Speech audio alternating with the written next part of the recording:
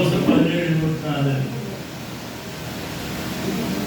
உலகத்தையும் அதிலுள்ள யாவற்றையும் உண்டாக்கின தேவனானவர் வானத்திற்கும் பூமிக்கும் ஆண்டவராய் இருக்கிறபடியால் கைகளினால் கட்டப்பட்ட கோவில்களில் அவர் வாசம் பண்ணுகிறதில்லை. எங்க வாசம் பண்றதில்லை? கையினாலே கட்டப்பட்ட கோயில்களில் அவர் அப்ப எங்க வாசம் பண்றாரு? எனக்குள்ளாக வாசம் பண்ணுகிறார். எங்க வாசம் பண்றாரு? எனக்குள்ளாக வாசம் பண்ணுகிறார். மத்தேயு 16:18 வாசிப்போம். மத்தேயு 16:18 16:18 மேலும் நான் உங்களுக்கு சொல்கிறேன், நீ யாரா இருக்கிறாய்? பேதுருன்னா கல்லுன்னு அர்த்தம். பேதுருன்னா அர்த்தம் கல்லுன்னு அர்த்தம். நிறைய பேர் சொன்னாங்க பாருங்க பாருங்க, சீ மண்ணு கல்லு மாதிரி சொல்றாங்களா? இருதயம் கல்லு மாதிரி கேட்டீங்களா? ஒருத்தர் என்ன மண்டையில இருக்குது, மண்ணுதான் இருக்கு சொல்றாங்க, கேட்டுக்கிட்டீங்களா? அப்ப அது போல நீங்க நான் யாருங்க? கல்லு மண்ணுதான். வாசிமா, நீ பேதுருவாய் இருக்கிறாய், இந்த கல்லின் மேல் என் சபையை கட்டுவேன், இந்த கல்லின் மேல் என் சபையை கட்டுவேன், பாதாளத்தின் வாசல்கள் அதை மேற்கொள்ளாது. Very good very good. அப்போ எது மேல சபை கட்டுறாரு ஆண்டவரே? எது மேல சபை கட்டுறாரு? கல்லு யாரு? நான் மண்ணு. கல்லு எப்படி விடாது தெரியுங்களா? மண்ணுதான். அந்த மண்ணெல்லாம் சேர்ந்து சேர்ந்து சேர்ந்து ஈரிட்டு கல்லாகும். அப்ப நான் கூட என்ன செய்யறேன்? இந்த உலகத்துல காட்டுல ஓடி ஆடி கடவுள் கல்லாயிரு கல்லாயிட்டதுனால ஆண்டவர் என்னை தெரிந்து கொள்கிறார். புரியுதா?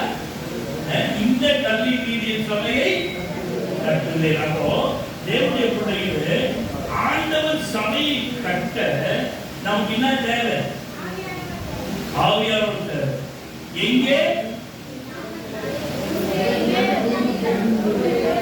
அப்ப கூடத்துக்கு நமக்கு என்ன வேணும்? அப்புறம் வேற என்ன வேணும்? அதுக்கப்புறம் என்ன வேணும்? அப்புறம் என்ன வேணும்? ரைட், அப்புறம் என்ன வேணும்? ஒரு இடம் தேவை. இடம் தேவை. தேவை. ஆமா, ஒரு மனம் வந்துருச்சு, ஆவியானவர் வந்துட்டாரு. பிரியாமா மாசையோ இடம் கொடுத்தா நீ உள்ள வர முடியும். ரைட், நமக்கு இடம் தேவை. அப்போ இடத்துக்கு நம்ம 15 வருஷத்துல மரத்து கீழே இந்த ஏரியாவில் வந்து நான் இருக்கேன், ஆராதனை நடத்திருக்கேன். பாட்டிலாம் பாடிக்கிற ஏரியா இந்த போடுறதுலாம் சொல்றாங்க. இது எங்கன்னா பையூர். எங்கன்னா பையூர்ல இருக்கிற அரணி அப்படின்ற அந்த கிராமத்தை. அப்போ சபை நடத்துவதற்கு ஜெபிப்பதற்கு ஒரு இடம் தேவை, கண்டிப்பா தேவை. சரி, அதற்காக நமக்கு முதல்ல எங்க சபை ஆரம்பிக்கலாம்? Street fellowship. நீங்க தெருவில் 4 பேரை கூப்பிட்டு, அதான் உங்க வீட்டில் கூப்பிட்டு நீங்க என்ன செய்யணும்? சபையை ஆரம்பிக்கணும். நீங்க ஆரம்பிங்களா? தெருவில் ஆரம்பிக்கலாம், பக்கத்து உங்க வீட்டில் ஆரம்பிக்கலாம். ஆமா, எங்கெங்கெல்லாம் உங்களுக்கு இடம் இருக்கிறதோ அங்கெல்லாம் செய்ய சபையை உருவாக்கலாம். ஆண்டவர் நம்மோடு எப்படி பேசுகிறார்? எதை கொண்டு பேசுகிறார்? Very good. எதை கொண்டு பேசுறது? அப்போ நீங்க கூடி வந்திருக்கின்ற வாழ்க்கையில எதை கொண்டு பேசணும்? அவ்வளவுதான். பிரசங்கம் எடுப்பாங்க, நீ தந்தவரப்பா, நான் இந்தியாவில் நிகாரைக்கு போனேன், அங்கு ஜெபித்தேன், நீ அற்புதத்தை செய்தேன். அங்கு நான் ரோமுக்கு வந்தேன், அங்கு நீ அற்புதத்தை செய்தேன். அங்கு நான் ஜப்பானுக்கு போனேன். இப்படி அவர் சொல்லிட்டே இருக்க. சொல்லி முடிச்சிட்டு ஆங்காங்கு ஜப்பான் எல்லாம் சொல்லி முடிச்சிட்டு ஆவே ஆண்டவரே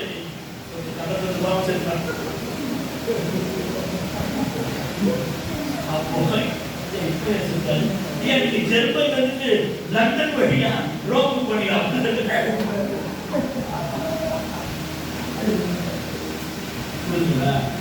இன்னைக்கு நிறைய பேர் இருக்காங்க. நீ ஜபனம் வசனம் தான் இருக்கணும்.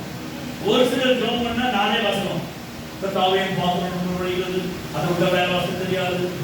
ஆண்டவருடைய முதலாவது நானே வசனம் ஜபத்தில் இருக்கும். அப்ப அந்த அவங்க என்ன வசனம் தெரியும், நான் வசனம் தெரியல. இந்த வசனம் மாறினே இருக்கும். அப்பதான் சில உள்ள இறக்கணும், வசனத்தை உள்ள இறக்கணும். அப்போ கடவுள் எப்படி நம்மோட பேசுகிறாருன்னா, உனக்குள்ள வசனம் இருந்தா நீ மற்றோட பேசுறேன். கடவுள் மூலியமா நீ நானும் இப்போ நான் பாம்பேல ஊழியர் செஞ்சப்போ அங்கெல்லாம் வீட்டில் 2 கதவு பாதியா இருக்கும். கீழே ஒரு கதவு, மேலே ஒரு கதவு. அந்த வீட்டுக்கு காலையில் ஒரு விஷயம் போயிருந்தோம். அந்த கேப்ல அந்த சின்ன பொண்ணு பார்த்துட்டா. மம்மி கண்டிப்பா ஆட்கள் வந்திருக்காரு. யாரு? கண்டிப்பா ஆட்கள் வந்திருக்காரு.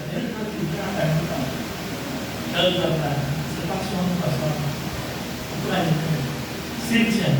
என்ன பாஸ்டர், அவங்க கேட்டு பார்த்து கண்டிப்பா ஆட்கள் வந்திருக்காங்க. இல்லையா, இங்க பிரசனம் பண்ண நேரத்துல நீங்க அடிக்கடி யூஸ் பண்றது ஒரு வார்த்தை கண்டிப்பா கண்டிப்பா கண்டிப்பா கண்டிப்பா கண்டிப்பா. அவர் நோட்டுல எழுதி நீங்க இன்னைக்கு பிரசனத்தை 14 முறை கண்டிப்பா சொன்னீங்களோ, அதனால ஒரு பேர் கண்டிப்பா பாஸ்டர். புரியுதா? அப்ப அது போல இன்னொரு வார்த்தை நமக்குள்ள இருக்கு. இதான் சொல்றாங்க.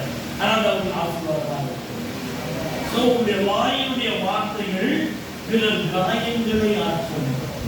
பாட்டு பாடுறாங்க. என் வாயின் வார்த்தையெல்லாம் பிறரை காயப்படுத்த வேண்டும். என்ன கிழிச்சு நீ ரசமான தம்பியா சாமத்தை கிழித்தது. அவன் கூட கடவுள் வாசையில இல்லையா, ரசமான வாசை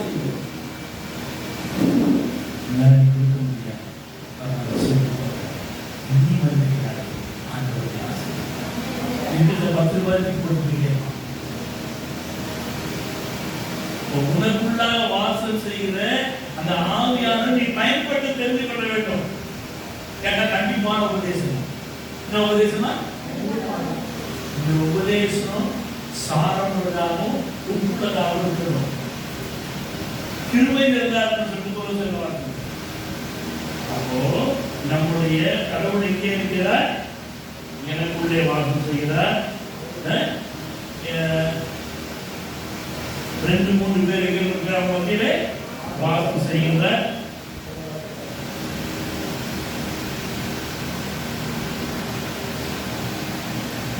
அப்போ 2-3 பேர்னா சின்ன குழந்தைங்க,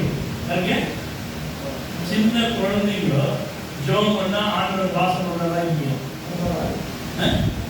கண்டிப்பா வாசம். அதனால பிள்ளைகளுக்கு என்ன செய்யணும்? ஜெபம் பண்ண கற்றுக்கணும். நாம் இங்கே சிந்தித்த பகுதி இருக்கு. சபை என்றார். சபை என்றால் குடும்பம். அப்புறம் சரீரம். அப்புறம் சபைக்கு தான் இருக்கணும். ஒரு மனம். அப்புறம் தொழுது கொள்ள வேண்டும். Very good. சபைக்கு ஒரு அது திரும்பிக்கு நடத்தலாம், உங்க வீட்லயே நடத்தலாம். ஐயா இது சர்ச்சை நல்லா இருக்குங்க, உங்களிடக்கூடாது.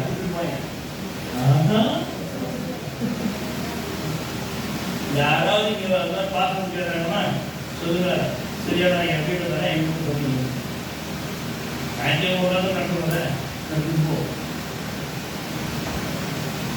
அதுக்கு முன்னாடி என்ன செய்வோம்? பிள்ளைகளை பயிற்சி. நம்ம சபை இன்னைக்கு ஆரம்பிக்குது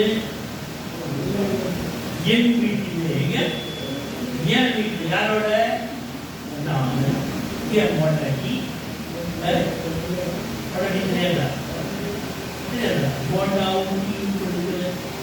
அவள் தான் பொண்டாட்டி.